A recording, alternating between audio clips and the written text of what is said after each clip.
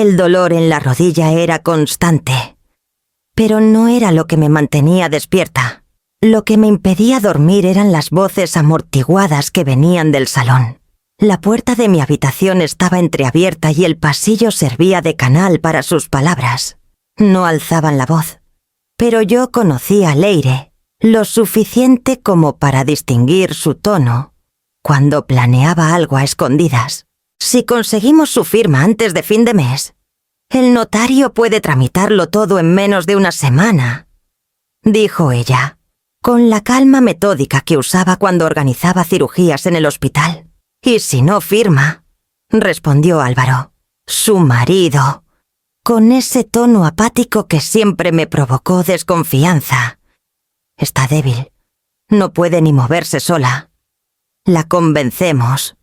Le decimos que es por su bien, que con el dinero puede vivir más tranquila, contratar ayuda o incluso irse a una buena residencia. La vendemos y ya. Mi casa. Esa casa donde Leire aprendió a chandar, donde celebramos los cumpleaños con banderines de papel y donde cuidé de mi marido hasta el último día. La casa que me había costado 3 décadas de turnos nocturnos, doble jornada y vacaciones canceladas. Ellos querían venderla. Y yo, a menos de una semana de haber salido del quirófano, sin poder apoyar bien la pierna ni cruzar el pasillo sola, no era más que un obstáculo. Cerré los ojos. No lloré. Me limité a escuchar. Sentí algo más filoso que la cicatriz reciente, la certeza de que mi hija ya no me veía como madre, sino como una firma necesaria en un papel. Al día siguiente, fingí dormir cuando entraron a mi habitación. No saludaron. Solo revisaron si tenía fiebre. Leire me dejó un zumo en la mesita. Sin palabras, Álvaro me miró de reojo como si temiera que lo hubiera escuchado la noche anterior. Al anochecer, el dolor se volvió insoportable. Necesitaba tomar mi medicación, pero el frasco estaba fuera de mi alcance. Llamé con voz baja, luego con más fuerza. Nadie vino. Empujé con cuidado el edredón. Traté de deslizarme hasta el borde de la cama. Apoyé mal la pierna y sentí un tirón que me hizo gritar. Apreté los dientes. Me arrastré, centímetro a centímetro, hasta tocar la cómoda. En ese momento, Leire entró en la habitación. Llevaba el teléfono en una mano y el bolso en la otra.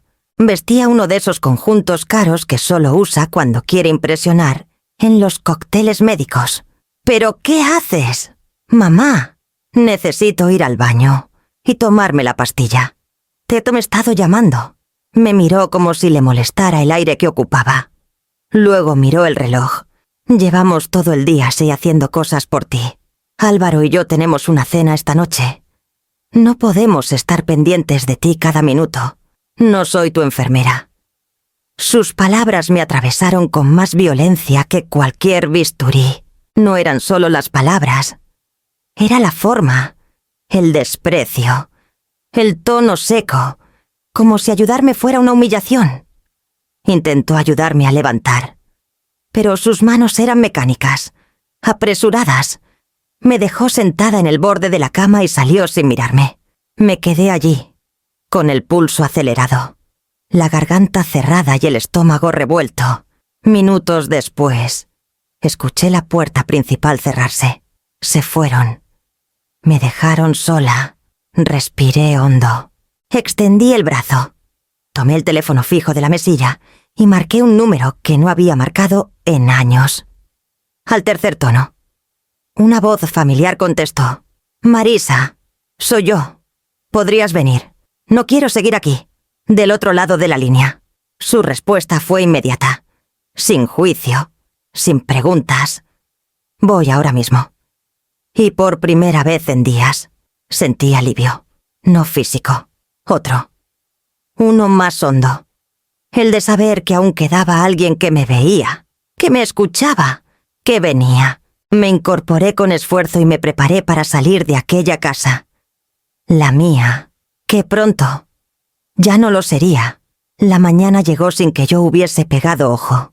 Las sábanas se habían vuelto ásperas, como si cada pliegue me recordara lo que había escuchado la noche anterior. El cuerpo me dolía.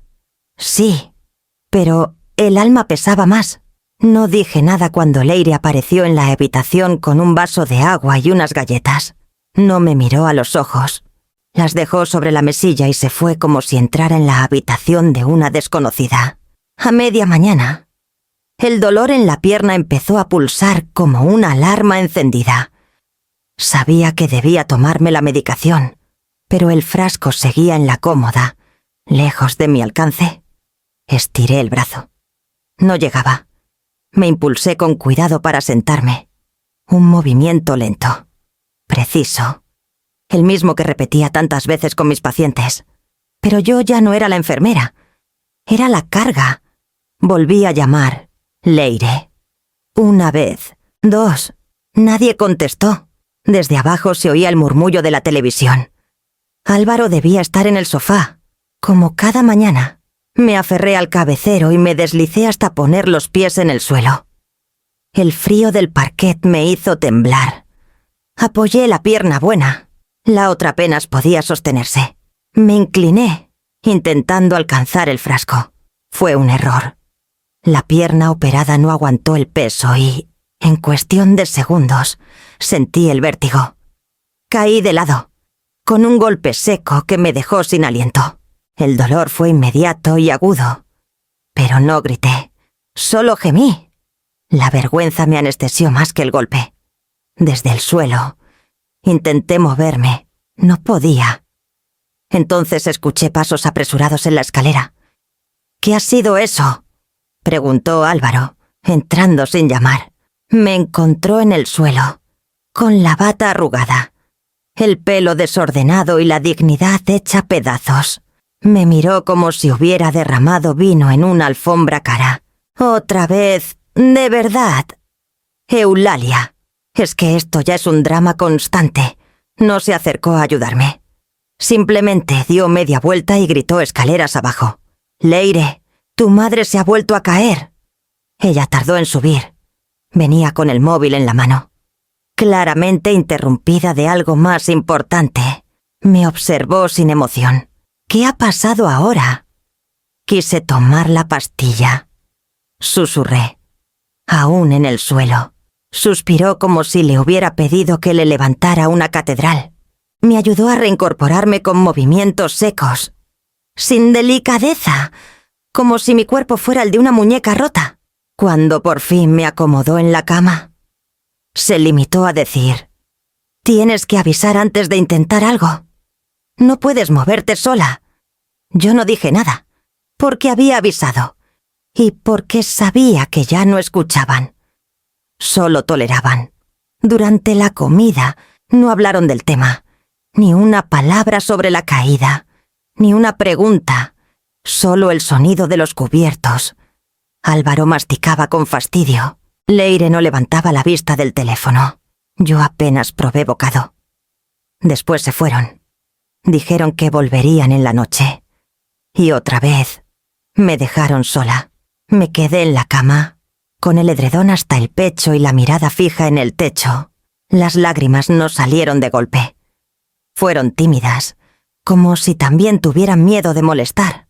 Rodaban por las sienes, silenciosas, cálidas, casi cómplices.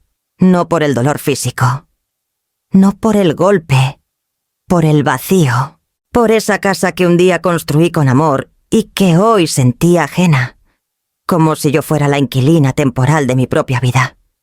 No llamé a nadie. No pedí nada. Solo esperé. Sabía que Marisa llegaría esa noche. Y, por primera vez en días, no sentí miedo de marcharme. Solo ganas. Ganas de dejar atrás una casa que ya no me reconocía. Ganas de salir, aunque fuera cojeando, hacia algo que doliera menos. La tarde se arrastraba con una lentitud insoportable. En la televisión sonaban las noticias, pero yo no escuchaba. El dolor de la rodilla era punzante y constante. Necesitaba mi siguiente dosis. Lo sabía por el ardor que me recorría desde el muslo hasta el tobillo. Como si me hubieran clavado un hierro candente. El frasco de pastillas estaba sobre la mesilla, pero con el cuerpo rígido. Me costaba alcanzar incluso lo más cercano. Alcé el brazo con esfuerzo, temblando, con los dedos torpes. La tapa estaba mal cerrada. El frasco resbaló de mi mano y cayó al suelo. El sonido fue seco, hueco, y luego el estruendo de las cápsulas rodando por el parqué, como canicas descontroladas. Cerré los ojos. Ni siquiera pude maldecir. Me limité a suspirar. Pasaron apenas unos segundos antes de que Álvaro apareciera en la puerta. Entró sin disimulo, el rostro crispado. Otra vez no gritó, mirando las pastillas esparcidas. «Esto es una locura». Me quedé en silencio, como una niña pillada en falta, aunque no había hecho nada mal. Álvaro alzó las manos al aire como si se rindiera ante mi existencia. «¿Sabes cuánto cuesta este medicamento? ¿Sabes lo difícil que es que la farmacia lo tenga listo a tiempo y ahora están por todo el suelo?» Quise disculparme, pero las palabras no me salían. Me sentía diminuta, dolida y ridícula. En ese momento, Leire apareció en la habitación. Llevaba aún el abrigo puesto, como si acabara de entrar de la calle. Se detuvo en seco al ver la escena y frunció el ceño. «¿Qué ha pasado?» «Lo de siempre», soltó Álvaro. «No se puede mover, pero insiste en hacer todo sola». Tiró el frasco al suelo. Leire no me miró. Solo se quitó el abrigo con desgana. Lo tiró sobre una silla y dijo con un suspiro: «¿Y si mejor la llevamos a la residencia San Nicolás?» Las palabras cayeron como un mazazo en el centro del pecho. San Nicolás, una residencia que conocía bien. Había trabajado allí de joven, en mis primeras prácticas. Recordaba los pasillos silenciosos, los rostros apagados, las visitas que no llegaban, la soledad pintada de institucionalidad. Una residencia, logré decir, apenas con voz. «Mamá, esto es insostenible. Álvaro y yo trabajamos todo el día. Tú necesitas cuidados constantes. No puedes seguir así, ni nosotras podemos». Yo solo necesitaba la pastilla. No quise molestar. Susurré. Ella no respondió. Se agachó para recoger algunas cápsulas. Lo hizo con movimientos mecánicos, sin ternura. No era mi hija. Era una profesional en crisis que intentaba limpiar un desastre. Además, añadió Álvaro desde el pasillo, «Esa casa está muy grande para ti. No tiene sentido que sigas aquí sola. Lo lógico es venderla. Con eso puedes permitirte un lugar decente, con enfermeras, servicios, todo». Me quedé helada. Ya no hablaban como si yo estuviera presente. Hablaban de mí, como si fuera un caso clínico, una ecuación.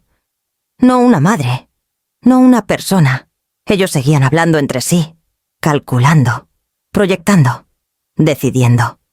Y yo, sentada en la cama, con el corazón encogido, pensaba en lo fácil que es volverse invisible cuando ya no sirves. Cuando terminaron de limpiar el suelo, Leire me dio una pastilla nueva y me tendió un vaso de agua. No dijo nada. Salió sin mirarme. El golpe no había sido el frasco ni el grito de Álvaro. Había sido esa frase suya, lanzada con tanta ligereza. «¿Y si mejor la llevamos a la residencia San Nicolás?» Me recosté despacio. Afuera empezaba a llover. Cada gota contra el cristal me sonaba a Dios. Sabía que esa noche Marisa vendría.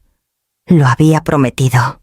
Apreté el teléfono con fuerza, temiendo que no lo hiciera.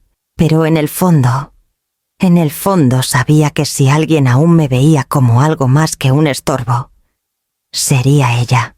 Cuando Leire y Álvaro salieron esa noche, el silencio fue un alivio tan hondo como inesperado.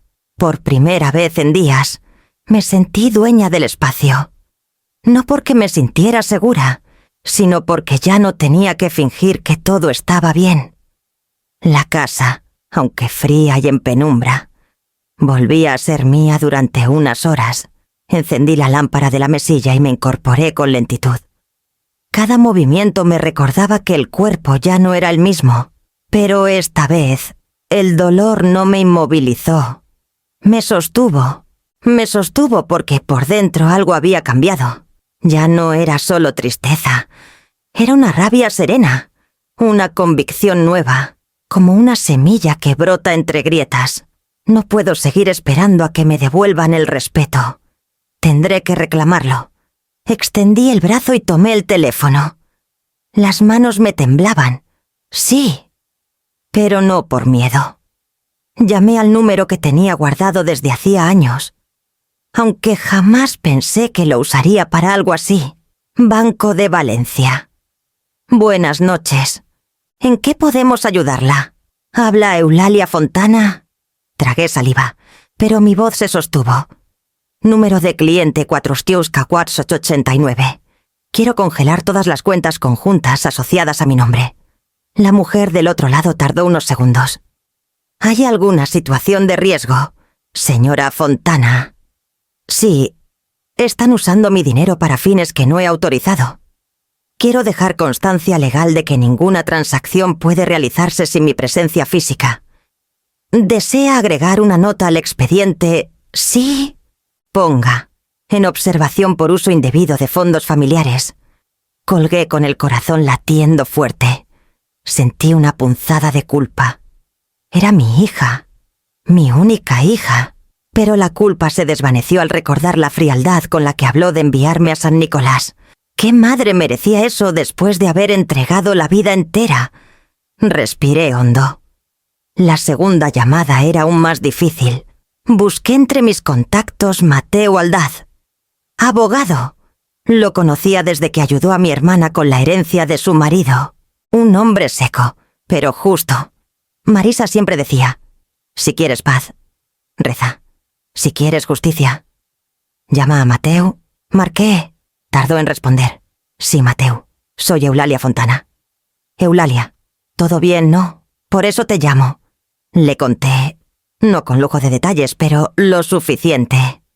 La cirugía, la caída, las frases de Álvaro, la sugerencia de la residencia, su intento de vender mi casa como si fuera un mueble viejo.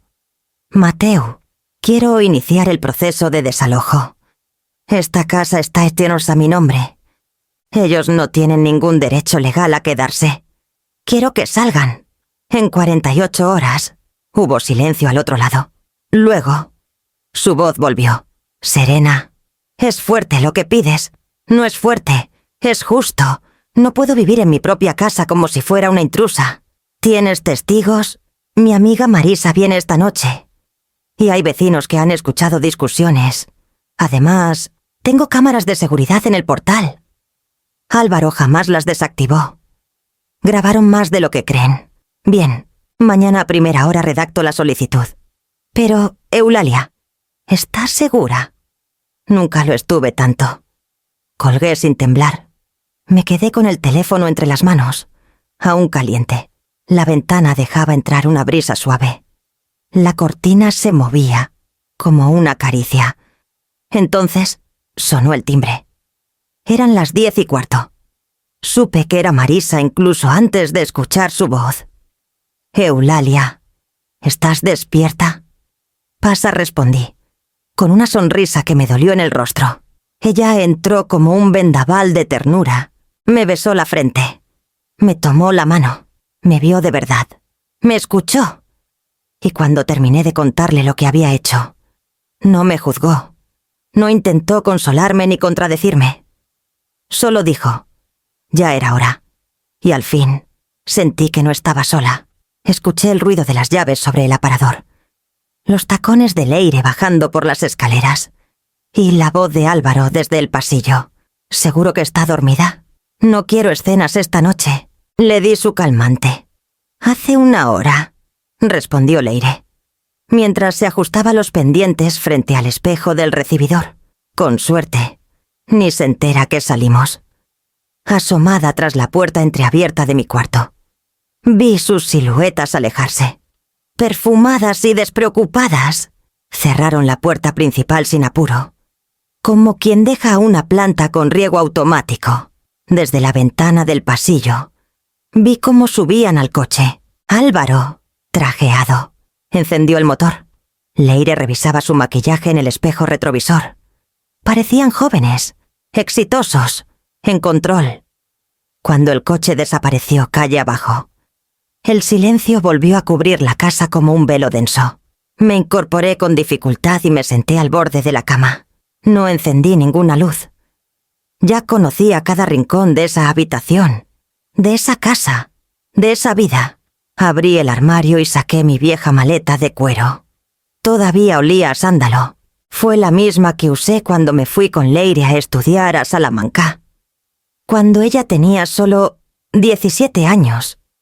Entonces la llevábamos llena de libros, tazas de café envueltas en ropa interior y pequeños nervios disfrazados de valentía. Empecé a guardar lo esencial.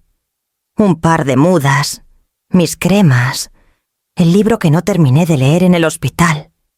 Cada cosa que metía tenía historia.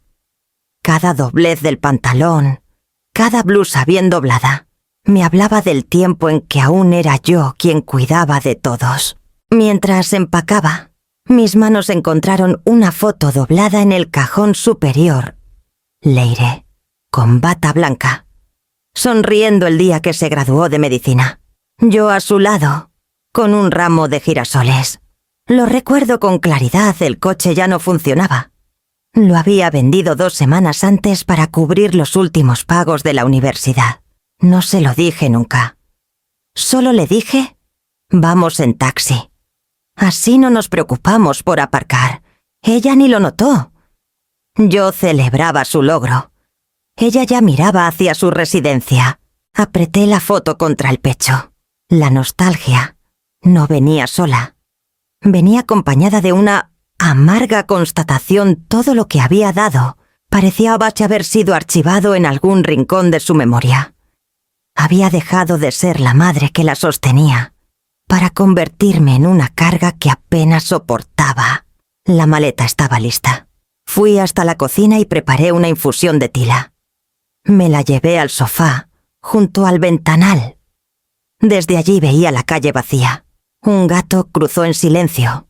Leire y Álvaro estarían en ese momento brindando en la cena del hospital, compartiendo risas, contando anécdotas del quirófano o del ala de traumatología.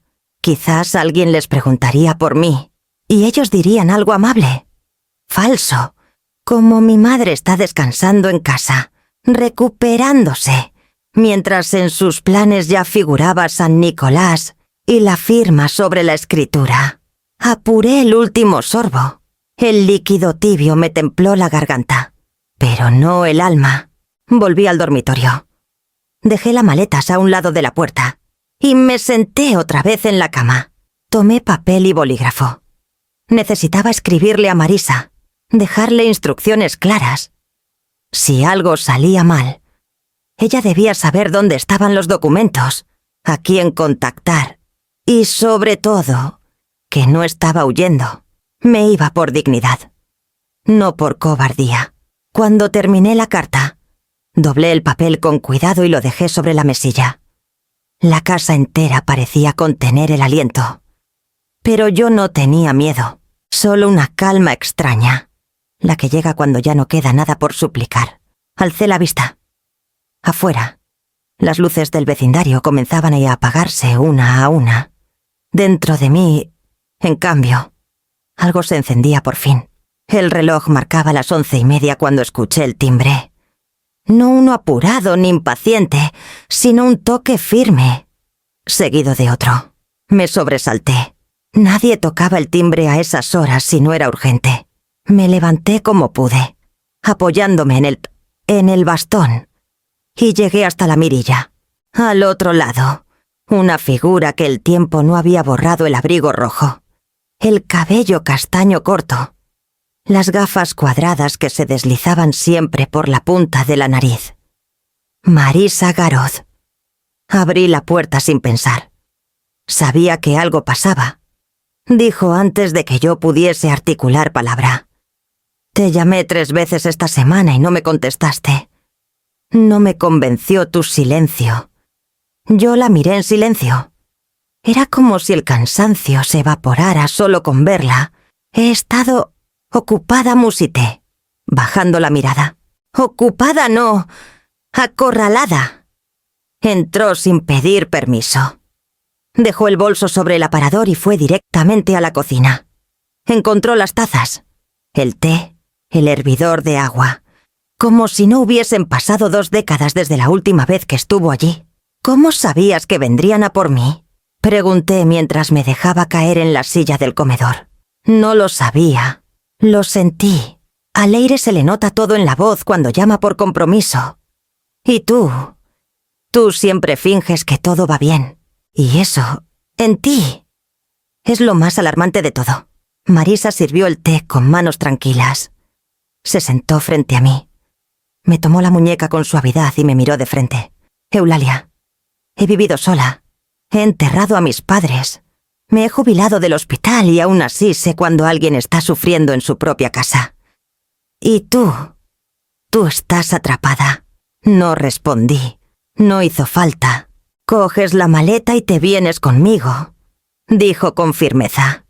Como cuando éramos enfermeras y no había tiempo para dudar si una vida estaba en juego. Esta noche duermes en un sitio donde no tengas que pedir permiso para respirar. Me cubrí la cara con las manos. Sentí las lágrimas salir sin estruendo, como si hubiesen estado esperando a que alguien pronunciara justo esas palabras. No quiero que Leire me vea como enemiga, dije entre sollozos. No quiero que piense que me fui por rencor. Marisa me pasó un pañuelo de tela, uno de esos que siempre llevaba en el bolsillo. No te vas por rencor. Te vas por respeto. El que ellos perdieron y tú estás a punto de recuperar, asentí. Era una frase simple, pero entró como medicina en una herida supurante. Mientras Marisa recogía mi maleta del pasillo, eché un último vistazo a la casa, a los cuadros que colgaban torcidos desde la última reforma que nunca terminamos, al perchero, donde aún estaba el abrigo de Leire, el mismo que usaba en la facultad, a la lámpara de pie que compramos juntas con mi primer sueldo como enfermera. Marisa me ayudó a abrocharme el abrigo. No era noche para frases poéticas ni despedidas prolongadas. Al cruzar el umbral, sentí un escalofrío, no por el frío, sino por lo que dejaba atrás, pero también por lo que podía recuperar. Bajamos las escaleras lentamente. Marisa caminaba a mi lado, como antes, como siempre. Abrió la puerta del coche y me ayudó a subir. Su coche olía a menta y lavanda, como su casa, como ella. Encendió el motor y puso música suave. No hablamos durante los primeros minutos. No hacía falta. Al pasar frente a la rotonda, vi por última vez mi casa iluminada a medias. Cerré los ojos. En ese momento, comprendí que el silencio que llevaba días comiéndome por dentro no era mío, era de ellos, y que ahora, al fin, podía comenzar a escucharme a mí misma. Marisa me miró de reojo y sonrió. Bienvenida. Eulalia, vamos a casa. La luz de la mañana entraba tamizada por las cortinas de lino blanco. El olor a café recién hecho flotaba en el aire como un abrazo antiguo. Me incorporé lentamente, sin tener que mirar de reojo si alguien venía a quejarse por el ruido. No había pasos, ni bufidos, ni suspiros de fastidio, solo el canto lejano de un mirlo y el roce suave de las ramas contra la ventana. Me puse la bata que Marisa Tari había dejado doblada sobre la silla. Me quedaba grande, pero era suave. Al salir del cuarto, vi la mesa del comedor ya preparada 2 tazas, una jarra de zumo, pan tostado y mermelada de ciruela. Marisa apareció desde la cocina, con la cafetera en la mano y el cabello revuelto. «Hoy no hay prisa», dijo con una sonrisa que no exigía nada. Me senté despacio. Ella sirvió el café y empujó hacia mí una de las tazas. La miré sin querer, solo por costumbre, y entonces noté que tenía algo escrito, en letras pequeñas y firmes. Aquí no se sirve culpa, solo cuidado. El calor subió por mis mejillas. Apreté los labios para no romper en llanto. La compré el día que me jubilé, dijo Marisa, sentándose frente a mí. Me prometí que, si alguna vez alguien venía casi a desayunar conmigo con el alma rota, usaría esa taza. No imaginé que serías tú. Bajé la mirada, pero no aparté la taza. La sostuve con ambas manos, sintiendo cómo el calor me atravesaba los dedos y me llegaba al pecho. No sabía cuánto necesitaba esto, susurré. Claro que no lo sabías, porque te han hecho creer que descansar es de débiles y que ser madre es entregarse hasta romperse. Tomé un sorbo. El café estaba fuerte, como me gustaba, con ese regusto amargo que siempre me recordó que estaba viva. ¿Sabes qué es lo que más me dolió?, dije, mirando por la ventana. No fue Kay el grito, ni el plan de vender la casa. Fue que ella no me miró cuando me caí. Ni una palabra, ni una mano. Marisa asintió. Sin interrumpirme, pasamos la vida enseñándoles a caminar, a leer, a no tener miedo. Pero nadie les enseña a cuidar a quien antes los cuidó. Creen que la fortaleza es eterna. Yo también lo creí, confesé. Me sentía invencible, necesaria, como si fuera a ser madre para siempre. No entendí que también tenía derecho a ser vista, no solo usada. El silencio entre nosotras era tibio, como el pan recién hecho que Marisa partía en dos. Y ahora me preguntó con dulzura, ¿qué quieres hacer? Me quedé en silencio un momento. Miré la taza. Leí de nuevo las palabras impresas y respiré hondo. Ahora quiero empezar por el principio, sin pedir permiso, sin disculpas. Quiero volver a mí. Marisa me ofreció más café. Asentí. El vapor subió entre nosotras como un puente invisible. «Sabes», dijo, «en este piso hay espacio, y tiempo, y paciencia. No hace falta que decidas todo hoy, pero puedes quedarte el tiempo que necesites». «Gracias», dije, y lo sentí tan insuficiente. De verdad. No es caridad, Eulalia, es reciprocidad. Me cuidaste en el hospital. ¿Recuerdas? Cuando me fracturé la muñeca y ningún otro turno quería cargar con la paciente difícil de la 203. Reí bajito. Sí, lo recordaba. Y recordé también cómo me había sentido útil, presente, viva. Entonces, esta taza, dije levantándola un poco, ya es mía. Marisa sonrió con los ojos. Siempre lo fue. Solo te estaba esperando. El teléfono vibró por 20ª vez en lo que iba del día. Lo tenía boca abajo sobre la mesita del salón, entre una planta de lavanda y una caja de galletas de mantequilla. Marisa me había dicho, si no quieres oírlo, lo apagamos. Pero no lo hice. Necesitaba ver los intentos, una especie de confirmación de que ahora ellos eran quienes necesitaban respuestas. No yo. 23 llamadas perdidas, 17 mensajes sin abrir. Todos de Leire. Algunos con signos de exclamación, otros con mayúsculas. Uno simplemente decía, ¿dónde estás? Otro, menos contenido. ¿Qué has hecho con el dinero? La voz en mi cabeza intentó buscar un tono neutro. Una posible preocupación detrás de esas palabras, pero no había ternura, ni siquiera culpa. Solo exigencia. Marisa entró desde la cocina, con un trapo de lino en la mano. Otra vez comentó al ver mi cara. Asentí en silencio. ¿Quieres que lo responda yo? Negué con la cabeza. Tomé el móvil, lo desbloqueé y abrí el único mensaje que no había leído aún. Sabemos que congelaste las cuentas. Álvaro dice que eso puede ser ilegal. Si estás enferma, deberías decirlo. Podemos llevarte al médico. Pero vuelve a casa. Reí, una carcajada suave, hueca, Como quien ha visto una película tantas veces que ya no le causa nada. Ahora soy enferma. Le dije a Marisa. Ahora están preocupados por mi salud mental. Ella me miró con esa mezcla de compasión y rabia que solo tienen las amigas de verdad. El control. Eulalia. Siempre disfrazan el control de preocupación cuando el poder se les va de las manos. Me levanté y fui hasta la ventana. El sol caía sobre los tejados de Zaragoza con una calidez que ya no recordaba. Parecía otro país, otra vida. Hace 2 meses yo les hacía la cena, dije. Les planchaba los uniformes, les dejaba notas en la nevera con que tengas buen día. Todo eso, sin pedir nada a cambio. Si pedías, me corrigió Marisa. Pedías algo que cualquier ser humano necesita respeto, y no lo obtuviste. El móvil volvió a vibrar.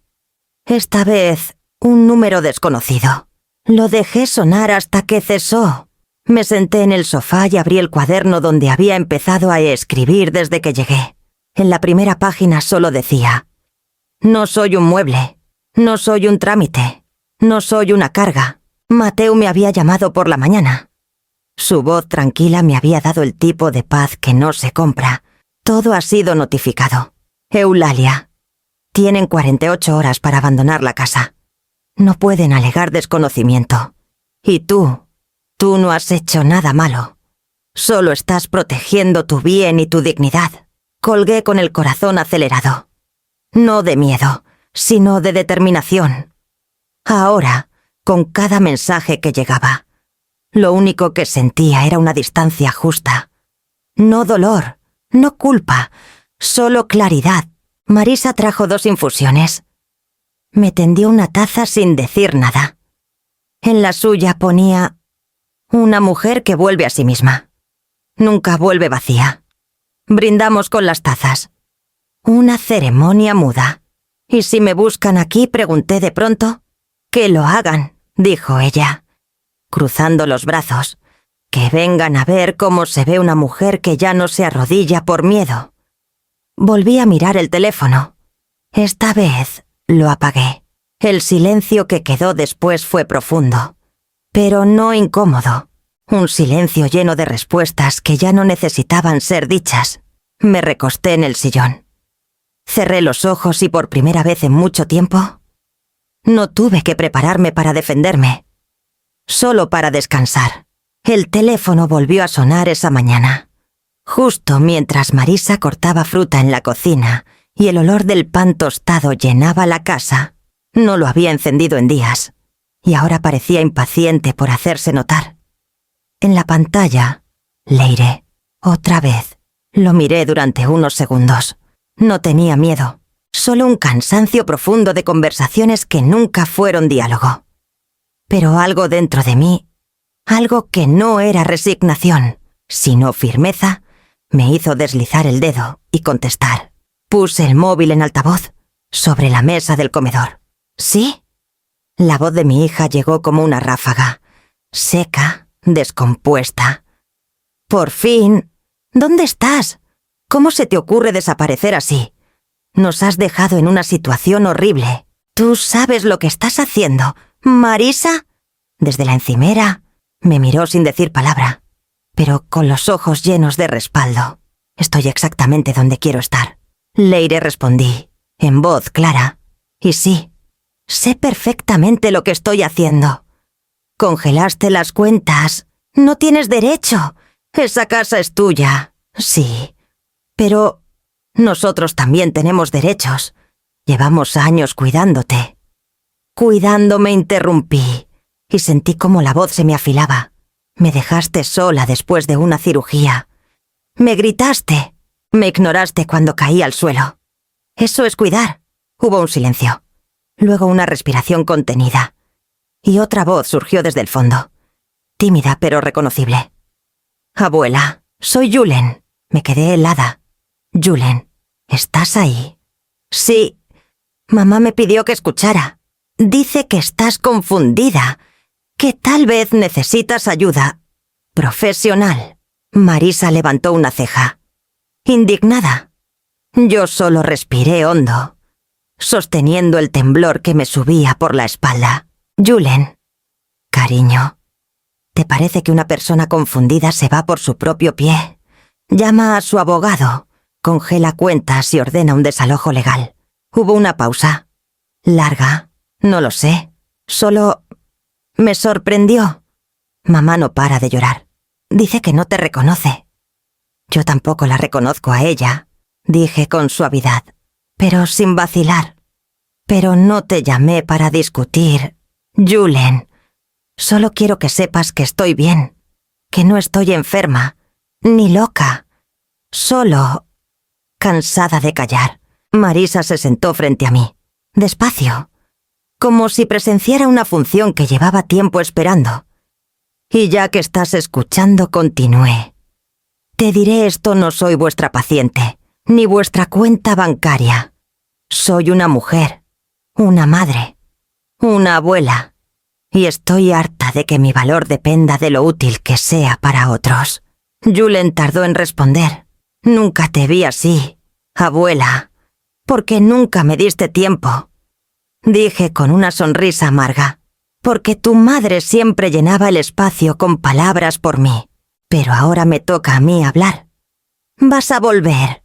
La pregunta vino cargada de algo distinto. No culpa, no imposición, solo duda, dolor, confusión.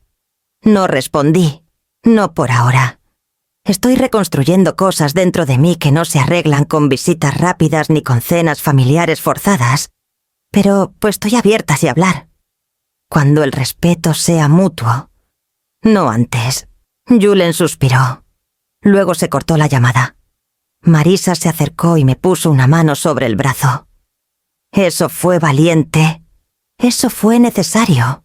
Nos quedamos un rato en silencio. Afuera, el sol empezaba así a calentar los tejados y las palomas se peleaban por una miga de pan en la cornisa. Me serví un poco más de café. Por primera vez en semanas. La taza no me tembló en la mano. Ya no tenía miedo a que me oyeran. Porque por fin, después de tanto, estaba diciendo lo que debía. Fue al mediodía cuando tocaron el timbre.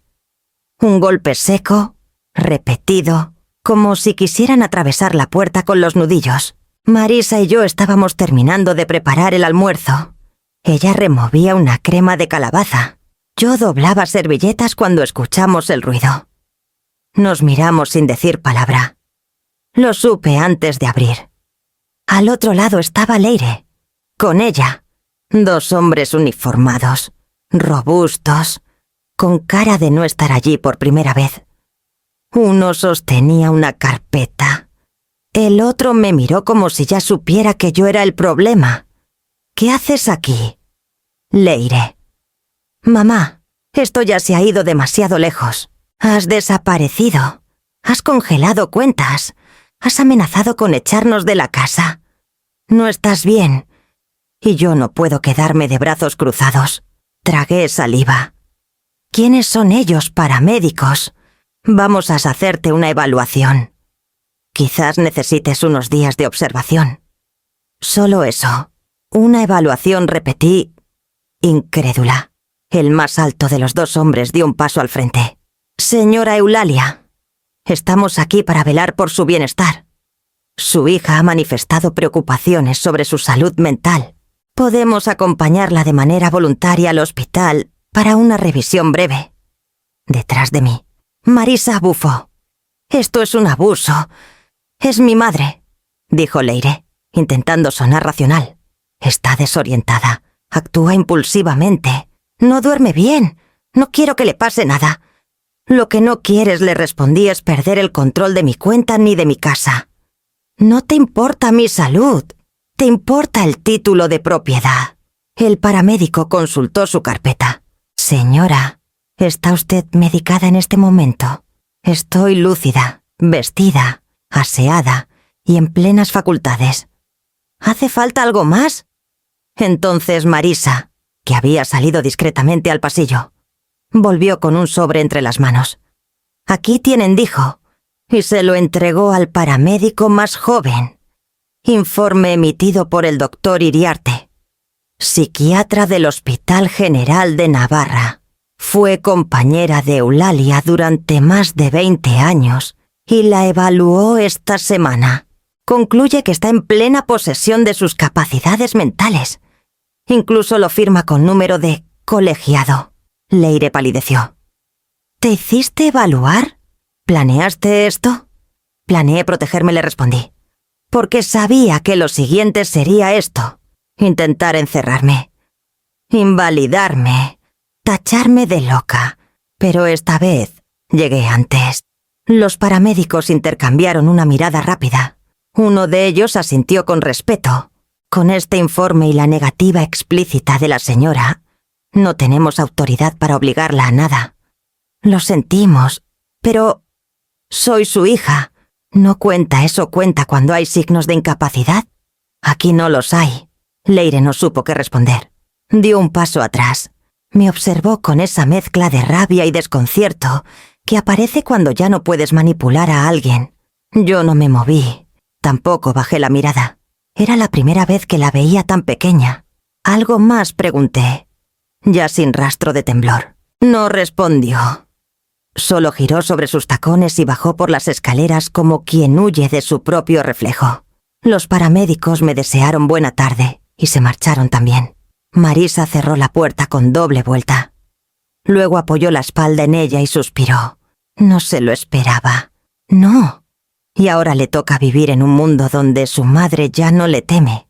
Me senté en la mesa, frente al plato de sopa humeante. El aroma de la albahaca flotaba en el aire.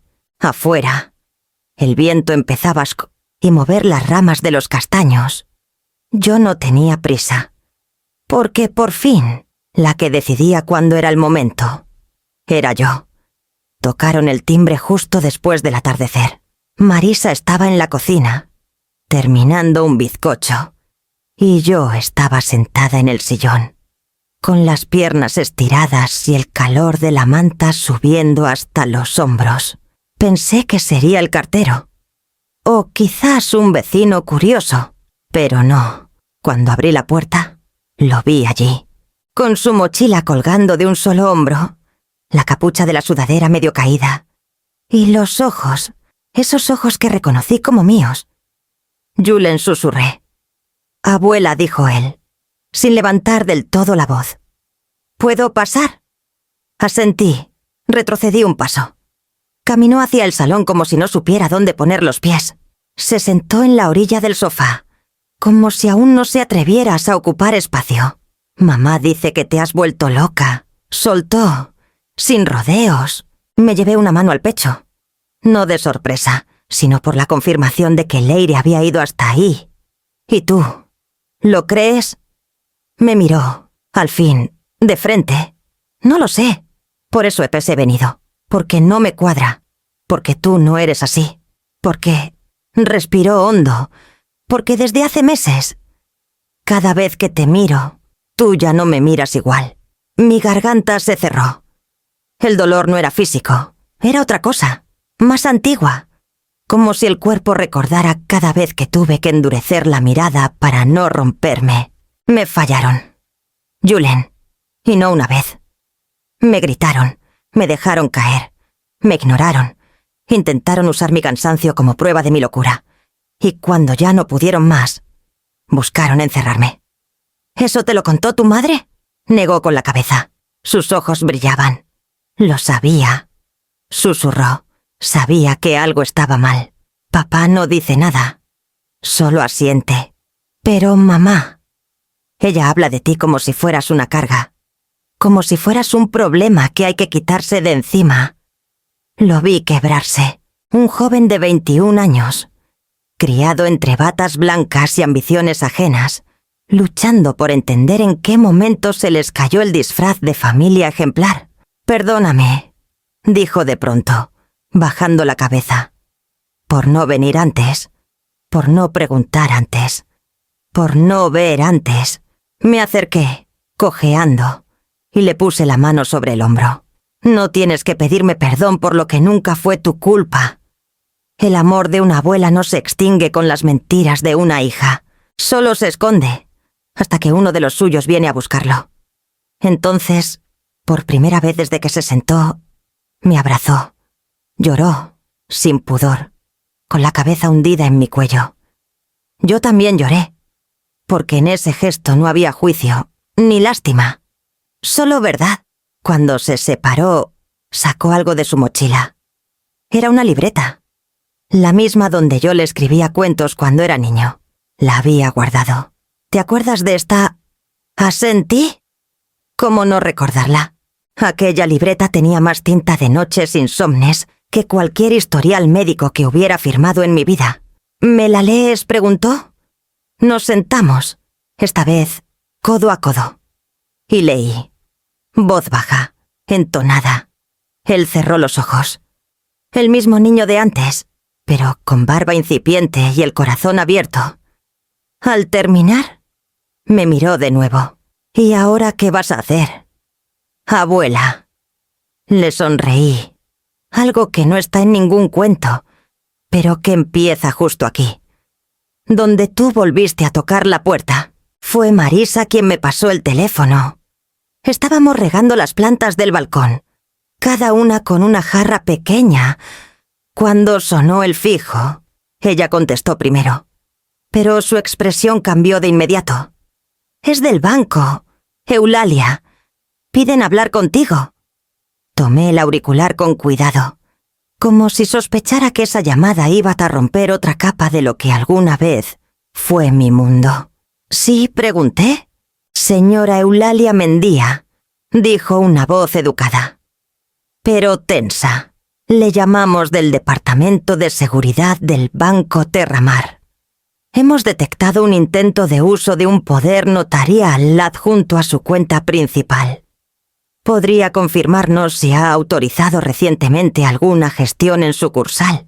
Me senté sin decir palabra. Sentí que el peso no venía de la gravedad, sino de la vergüenza ajena. No, ninguna. La voz continuó. Esta vez con más formalidad. El documento presenta su firma, pero los datos notariales no coinciden con ninguno de los registros oficiales.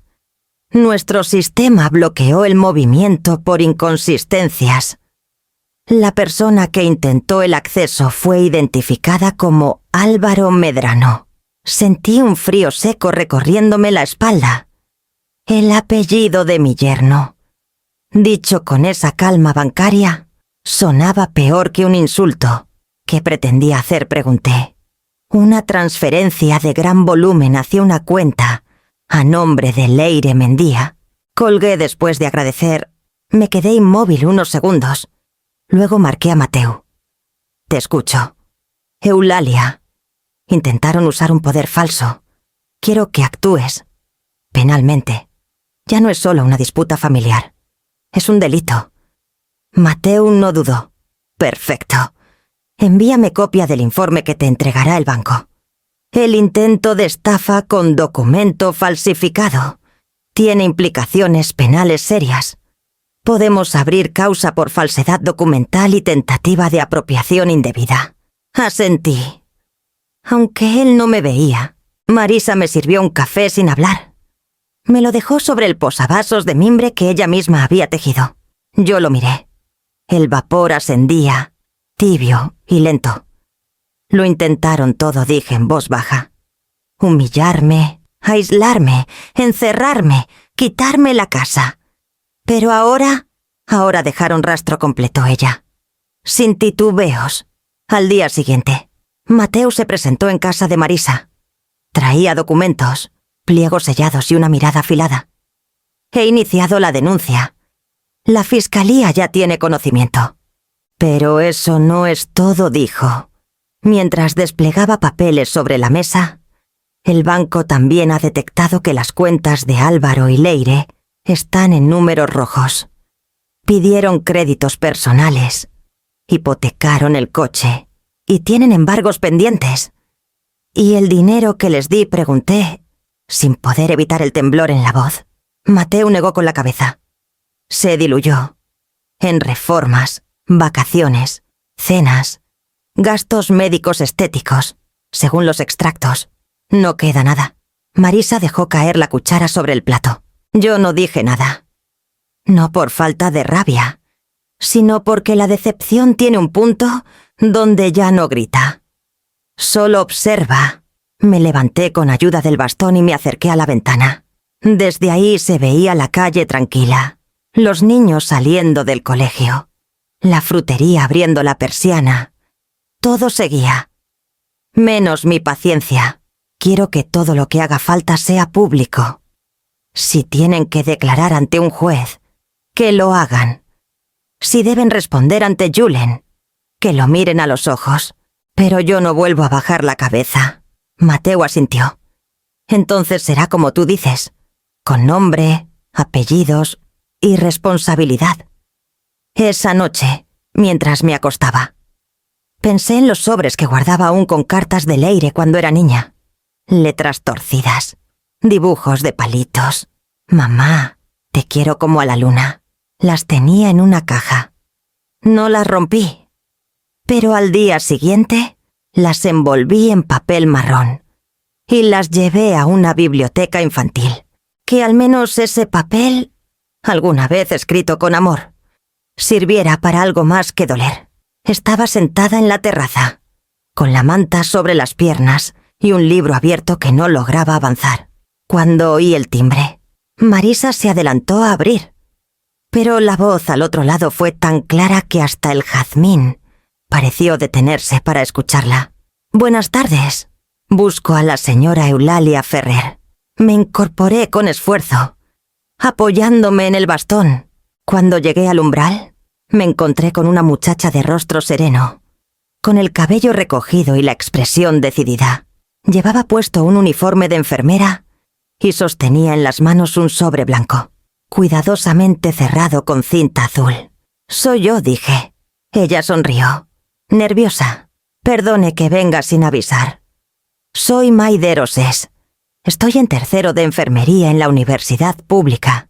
No la conozco personalmente, pero gracias a usted soy la primera de mi familia en estudiar. Me quedé sin palabras. ¿Cómo dices? ¿La beca que recibí este año lleva su nombre? Continuó ella. Fundación Ferrer, para vocaciones asistenciales.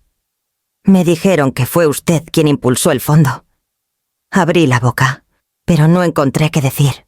Recordé aquella conversación con Mateu meses atrás, cuando decidimos que parte del dinero que recuperáramos, si es que lo hacíamos, sería destinado a algo útil. Algo que no se pudiera robar ni a hipotecar. A algo que siguiera vivo aunque yo ya no estuviera. Maider me tendió el sobre. Esta carta es solo una forma de agradecerle. No tiene que leerla ahora. No dije, volviendo a sentarme con ella frente a mí. Quiero leerla contigo aquí. Rompí el sello con cuidado. La carta estaba escrita con trazo redondo, con correcciones hechas a mano. Se notaba el esmero. Querida señora Ferrer, no sé cómo poner en palabras lo que significa para mí esta oportunidad. Crecí en un pueblo donde la gente cree que las mujeres sirven para cuidar, pero no para curar. Yo quería ser enfermera desde que cuidé a mi abuelo. Y me decían que era una ilusión de niña. Mi madre limpia casas. Mi padre hace turnos en la conservera. Pensé que nunca saldría de allí. Y entonces llegó la beca. Su beca. No solo me ayudó económicamente, me dijo, sin conocerme, que alguien creía en mí, que mi esfuerzo valía, que mi sueño tenía sentido. No sé quién es usted, pero sé que tiene el nombre de alguien valiente. Y si algún día me toca cuidar a una persona sola, triste o herida, recordaré su gesto, y le juro que la cuidaré como usted me cuidó a mí, sin siquiera saberlo. Con gratitud eterna. Maider. Las lágrimas me cayeron sin aviso. Marisa colocó su mano sobre la mía. La joven, al verme, es emocionada. Pareció arrepentirse. Perdón, no quise incomodarla. No, Maider, lo que trajiste no incomoda. Lo que trajiste es aire. Después de meses de respirar encierro, este sobre abre una ventana. Ella bajó la mirada, tímida. Solo quería decir gracias y que, si algún día necesita algo, sé que aún me falta mucho, pero lo intentaré. Ya hiciste más de lo que imaginas, le respondí. Antes de irse, le pedí que me dejara una dirección. Quería enviarle un libro que fue mi compañero durante años de hospital. En la dedicatoria escribí: para que nunca olvides que las curas más poderosas no están en los medicamentos, sino en la dignidad de quien cuida y de quien es cuidado. Esa noche, volví a dormir profundamente. No porque el mundo se hubiera vuelto justo de pronto, sino porque por fin sentí que una parte de mí, sembrada en silencio, había empezado a florecer. Esa mañana me vestí sin prisa, no por fragilidad, sino porque cada botón, cada pliegue de la blusa, cada hebilla en el zapato, era un acto de afirmación. La cita con el notario estaba agendada desde hacía semanas, pero esperé hasta sentirme verdaderamente en paz para acudir. Mateu me recogió con puntualidad suiza. En el trayecto hablamos poco. No hacía falta. Él conocía cada uno de los capítulos recientes de mi vida como si los hubiera escrito conmigo. Sabía cuándo callar y cuándo mirar por el retrovisor y afirmar con un leve gesto que yo no estaba sola. La notaría quedaba en un edificio antiguo del centro. Subimos por un ascensor con paredes de madera y espejo biselado. La sala de espera olía a cuero viejo y a tinta fresca. Me ofrecieron café. Lo rechacé. Quería que mi mano estuviera firme. El notario, un hombre delgado con acento de Valladolid, repasó los documentos una última vez. Luego deslizó el testamento frente a mí. Cuando esté lista, señora Ferrer. Leí con atención, aunque conocía cada coma. La cláusula que anulaba cualquier testamento anterior. La exclusión explícita de Leire y Álvaro de toda herencia, tanto en bienes inmuebles como en cuentas bancarias, inversiones o propiedades registradas a mi nombre. En su lugar, el documento señalaba como beneficiario parcial a Julen. No todo.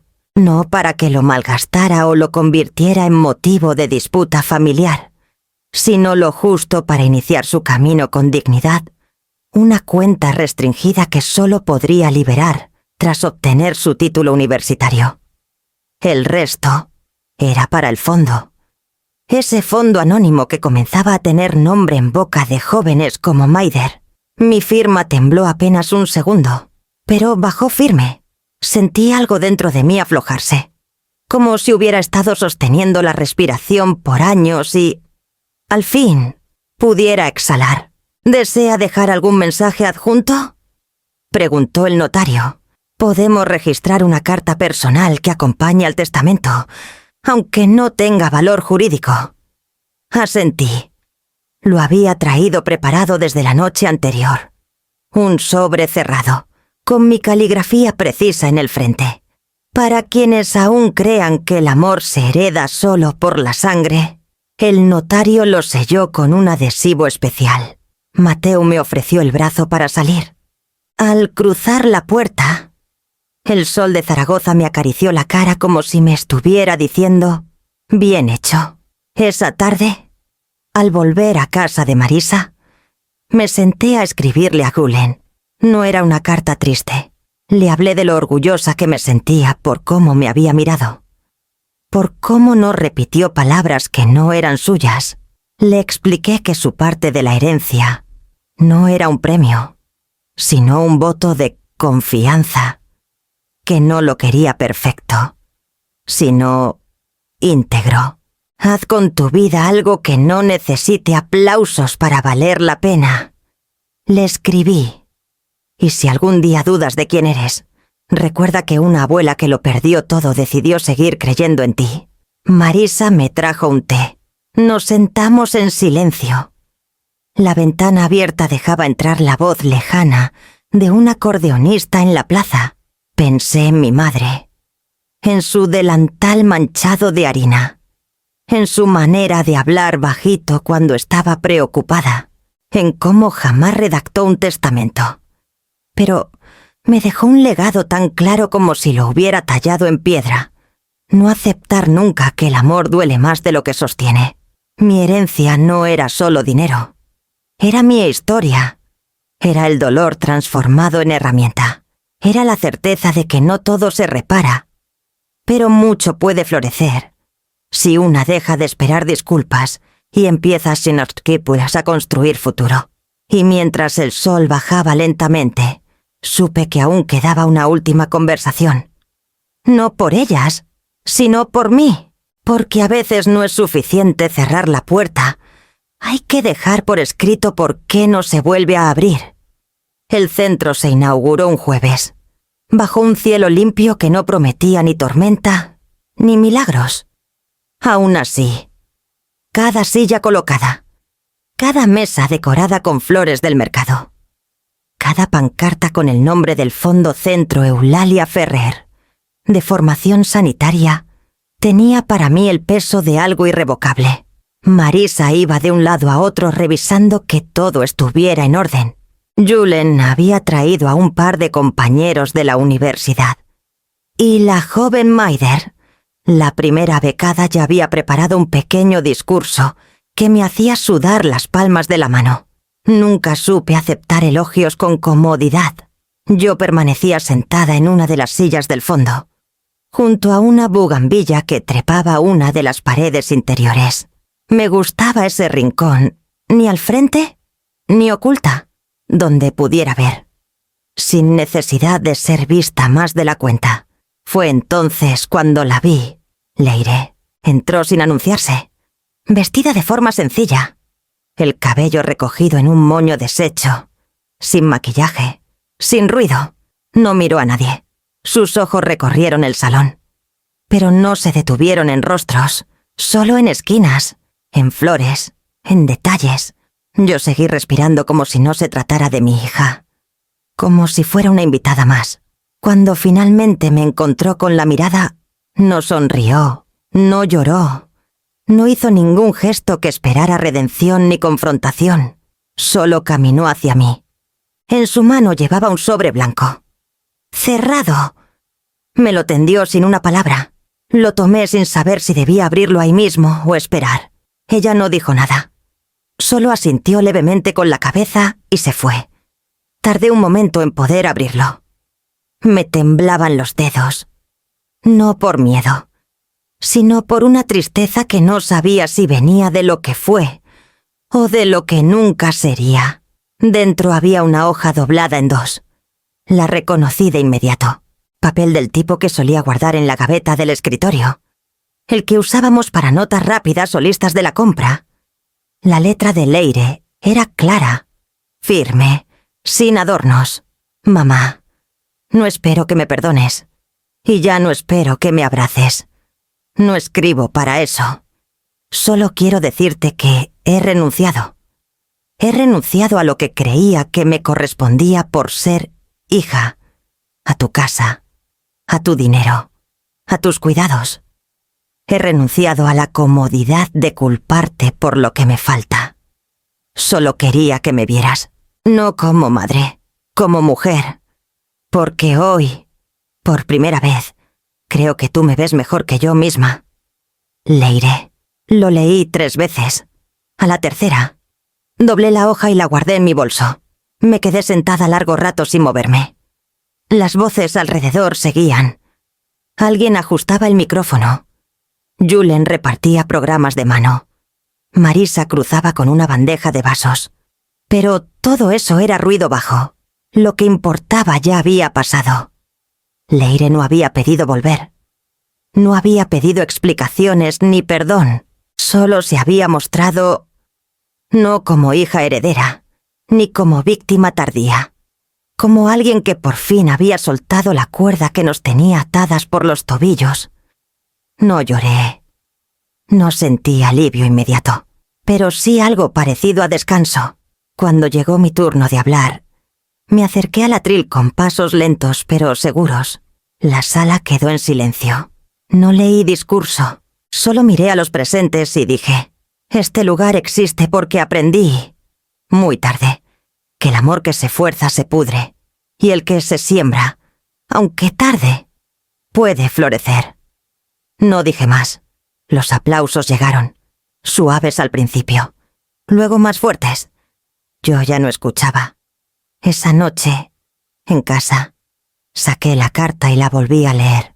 Luego la guardé en la caja de madera donde conservo pocas cosas, una foto de mi madre, un mechón de cabello de Julen cuando era niño, una receta escrita a mano de caldo de cebolla.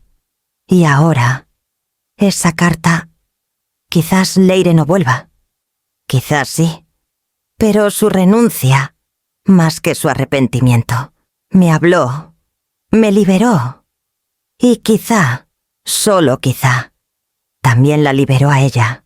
A la mañana siguiente, al abrir la ventana, el viento traía olor a pan recién hecho, del café de la esquina, y aunque no tenía hambre, bajé a desayunar, porque ese día no empezaba con una herida, sino con espacio suficiente para lo que aún estaba por venir. Cumplí 71 años sin pastel comprado, ni globos colgados de ninguna pared. Tampoco hubo ramos de flores de floristería ni cartas escritas a última hora.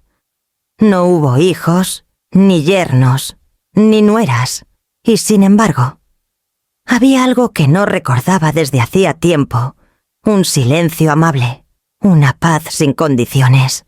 El patio del nuevo centro comunitario se llenó de sillas prestadas, manteles de cuadros y bandejas de comida preparada entre todos. Nada de lujos. Solo manos que trajeron pan, tortillas, zumo natural, risas. Maider, la joven enfermera becada, fue la primera en llegar con una caja envuelta en papel de periódico. La abrí despacio, sabiendo que lo importante no estaba en el objeto, sino en el gesto. Era una libreta de tapa dura, con hojas gruesas y una dedicatoria en la primera página, para que siga escribiendo las historias que nos salvan. No supe qué decir, solo la abracé. Marisa llegó un poco más tarde, con su inseparable abrigo rojo a pesar del calor. Las costumbres no se mudan tan rápido como la ropa, dijo, riendo. Traía una garrafa de vino de su tierra y una tarta hecha en casa. No era repostera, pero aquello sabía a esa infancia. Julen fue el último. Apareció con una bolsa de tela y un cuaderno bajo el brazo. Te he hecho una genealogía invertida, dijo, no de sangre, sino de vínculos. Y ahí estaban, dibujadas con lápices de colores. Personas que en algún momento me habían sostenido cuando caí, compañeras de hospital, vecinas de cuando vivía en el centro, pacientes que nunca olvidé. En el centro del árbol, mi nombre. La bugambilla había crecido más rápido de lo previsto. Sus ramas trepaban por el muro blanco como si quisieran abrazar el cielo. Me senté justo debajo, en una silla de madera que alguien decoró con cintas amarillas. Desde ahí podía ver todo. A veces me detenía a observar detalles, la risa de Maider con un anciano al que servía café, la mirada de complicidad entre Marisa y Julen al cortar el pastel, la forma en que dos niños corrían alrededor de las mesas sin que nadie les dijera que bajaran la voz. Me acordé de tantas cosas, de cuando Leire lloraba por miedo a los exámenes y yo le sostenía la cabeza entre las manos, de cómo vendí mi coche sin pensarlo, solo para que pudiera terminar la carrera de medicina, de las noches de guardia en el hospital, cuando los pacientes me llamaban por mi nombre y no por mi función, de la caída en la habitación, del frasco rodando bajo la cama, del grito, no soy tu enfermera, del sobre en silencio, de la carta sin exigencias, de lo que me quitaron y de lo que nunca más permitiré que me quiten. A medida que avanzaba la tarde, algunos vecinos improvisaron palabras. Un hombre mayor contó que hacía años no entraba a un lugar sin sentirse observado, pero que allí, Con nosotros. Se sentía visto. Una mujer joven habló de su madre, fallecida hace poco, y dijo que ojalá hubiera tenido un sitio como ese para sanar. Yo escuchaba sin interrumpir, con el corazón lleno hasta la orilla. No necesitaba hablar, pero me lo pidieron. Me levanté con la ayuda de Julen, que ya conocía mis rodillas como quien conoce una historia antigua. Caminé hasta el centro del patio. Nadie aplaudió, nadie interrumpió. Solo esperaron. Durante mucho tiempo creí que solo era útil si me necesitaban, dije, que mi valor estaba en lo que podía dar, no en lo que era. Hoy cumplo 71 años, y por primera vez en mucho tiempo. No debo nada, no me deben nada, y aún así tengo todo. Me detuve un momento. El aire olía a tomillo y a pan recién hecho. Gracias por estar aquí sin exigirme ser otra. Alguien gritó, ¡bravo!, y el resto aplaudió. Pero yo ya estaba volviéndose a mi silla, al rincón de la bugambilla, a ese lugar que ahora era mío sin condiciones. Al anochecer, cuando solo quedaban Marisa, Julen y Meider recogiendo vasos y plegando sillas, me quedé un rato más. El cielo se había teñido de un azul profundo, casi morado. Las primeras estrellas aparecían tímidas, como quien no quiere interrumpir. Julen se me acercó y se agachó a mi lado. «Feliz cumpleaños, Yaya». «Feliz», le dije. «Feliz de verdad». Él asintió, y en ese gesto había más gratitud que en cualquier regalo. Cerré los ojos por un instante. Escuché la voz de Marisa llamando a ambos alguien para guardar la tarta. El sonido de una escoba arrastrándose. Risas tenues. La vida, sin espectáculo, pero con raíz. Y fue ahí, justo antes de levantarme, cuando lo pensé con claridad. Me llamaron vieja como insulto. Hoy esa palabra me nombra libre.